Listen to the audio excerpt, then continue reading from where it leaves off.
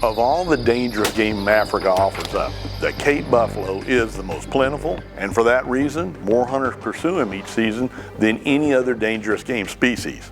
And the odds prove, year in and year out, that more hunters will face potential run-ins with buffalo than any other game. Unwounded, he's generally happy to graze, rest, breed, and chew the cud of contentment. But never let your guard down in his country. A bull that has had a rival bull stick a horn in him or has survived a mauling from lions will take out his pain on you if you blunder into it.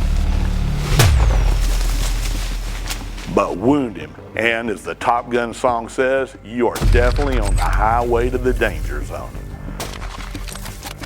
From a physical standpoint, a buffalo is impressive from every angle. He has a massive and dense bone structure that can deflect even the best of bullets. Buffalo are wounded for a number of reasons. Nerves can and do affect shooting, and buffalo, especially buffalo at close range, can rattle even seasoned hunters. Thick cover and buffalo go hand in hand in most cases, and bullet deflection has caused many a shot to spin into his guts instead of his vitals. Even a perfect shot into those vitals, unless it hits the brain or shatters his spine, will rarely drop a bull in his tracks. Upon taking your bullet, he'll generally charge headlong into whatever direction his nose is pointing. The legendary ability of a Cape buffalo to absorb punishment is aptly demonstrated on the following hunt. June 28th, a day I will never forget. You know, we covered probably, 6 or 7 miles slow going, looking for tracks in the dusty roads, and sure enough the guys spotted a track from the front, and it was a large group of Cape buffalo. There was 7 bulls in the group, and it was, game on from there. Literally 50 yards from the tracks in the road, there was an impenetrable wall of mopani and camel thorn, just extremely thick, a wall. Every 5 foot was the next view of about maybe 10 yards, and that was it. It was 10 yards visibility, and pretty much we had to be head down trying to look for legs at this point. Within 15 minutes, we saw the first rump of a Cape buffalo. The great thing about being up close like that is that we were able to listen to those bulls going through, mostly the noise of them walking and breaking branches, but then we could hear the vocalization between the bulls. The distance was about 35 to 40 yards at that point, so everything's in slow motion, and the bulls are moving from our left to right.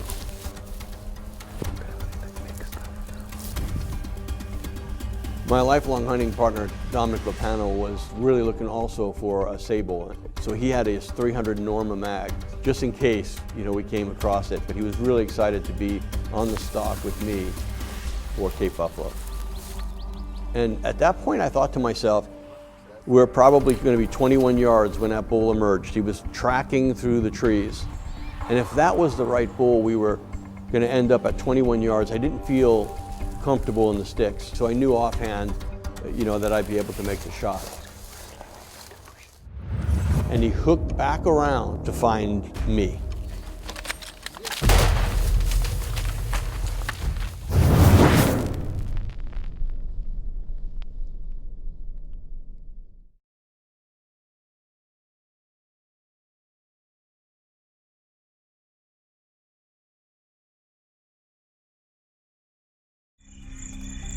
DSC's Tracks Across Africa has been presented by DSC, Conservation Education Advocacy, Hornady, accurate, deadly, dependable, Trigicon, brilliant aiming solutions, Ripcord Rescue Travel Protection, and by Remington, a new era.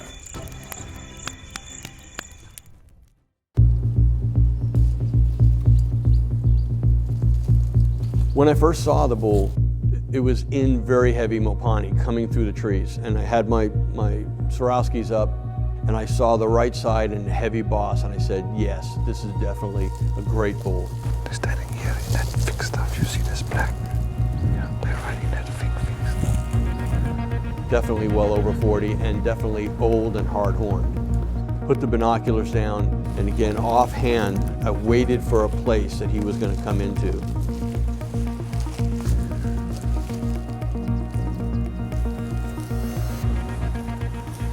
Here's the big bull.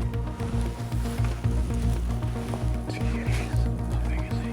That's that big one. I finally determined that I could take a shot, a chest shot, and I was trying to go mid-stern, maybe a little bit lower, and I squeezed the shot off.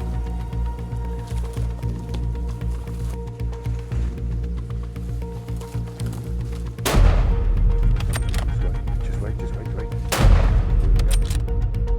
The reaction of the bull was absolute, like nothing happened. He literally took the shot and was running from left to right in front of me.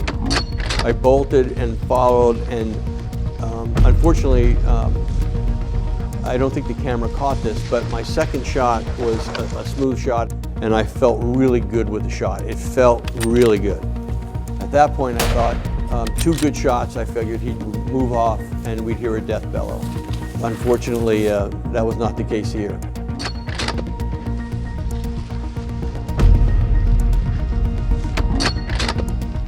Through the thick Wapani, and particularly there's a very old growth, it blocked my view from being able to see the bull after my second shot. The bull went out and I could just see legs, and he hooked back around, left the group which was walking away from us, and came back around to find me.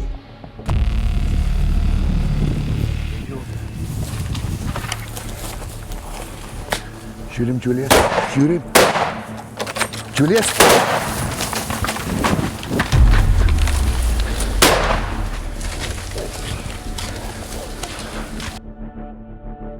Came on a charge, and literally at 3 feet, the gun barrel was right there. I shot him in the face. I saw the impact and I dove out of the way, and he went right by the cameraman, and went right by Inco, went right by you at that point. Everything happened so quickly, but as soon as I wanted to put in my first shot, the angle was just bad, and shot the buffalo, or shot him once, and he just passed me. I shot him again when he was tossing Dom around in the air, and hopefully Dom is not injured too badly. Dominic was hit him in the chest, and his whole feet went straight up in the air. It looks like his collarbone may be dislocated or broken, but my partner is fine. There's nothing else other than that. And literally he had 5 or 6 lethal rounds in him at that point, and he went by after the double. 470 hit him, and then he literally died over here about 25 yards away. He gave us a run for our money, and thank God everybody did some really good shooting. Everybody stayed calm, and we got to take Dominic to the hospital for his shoulder, and thank God we're all here, and wow, that's all I can say. The bull had absorbed 3 perfectly placed shots from Julius's custom .416, shooting 450 grain bullets, before turning back and launching a dedicated charge, with Julius putting his last bullet into the bull's face at the very end of his barrel. Further investigation revealed that the second shot had destroyed the buffalo's heart. Even still, carried by anger and adrenaline, it made it back to heavy cover before it expired. Hunting truly dangerous game is not for everyone. It's easy to get excited when reading about it in books and magazines, but if you intend to accept that risks are the pathway to rewards, you will find out a lot about yourself as your adventure and knowledge expands.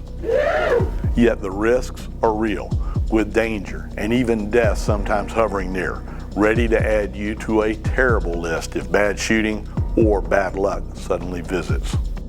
We've buried dear friends, actually brothers, who despite decades of experience in this intense profession, finally ran into a situation where even skill and accurate firepower were not enough to save themselves. I think especially about professional hunting legends like Owen Lewis and Ian Gibson. And I know every time that I leave the tent that if these men lost the ultimate fight with dangerous game, that it could happen to me in an instant. Hunting dangerous game is indeed a challenge like none other. Let those of us who decide to accept the risk play this game honestly, ethically, and always with the knowledge that there is indeed a reason they call them dangerous game.